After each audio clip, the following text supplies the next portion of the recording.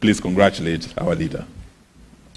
Thank you very kindly. Your Excellency, kindly allow me to equally state that this country is ailing, the country is sick.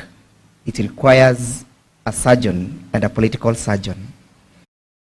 Will be precise to addressing the issues ailing this country.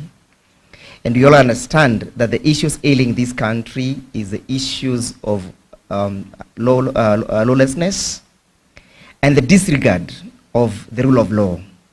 We need a leader who is going to restore this country back to the rule of law. And that leader, in my own view, and in the view of the majority of the Kenyans, is you, His Excellency Kalonzo Musyoka. If we are able to get the country back to the rule of law, we will not speak about issues of accountability.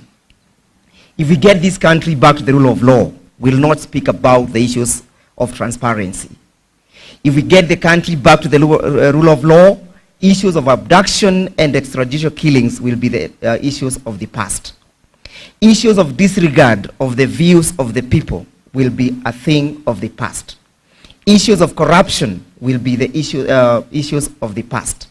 Your Excellency, I have heard the Bible says that happy are the peacekeepers. But where we are going, we require much more than peace. We require aggression. Thank unto you that you are vigorously aggressive to defending the integrity and the sovereignty of our country.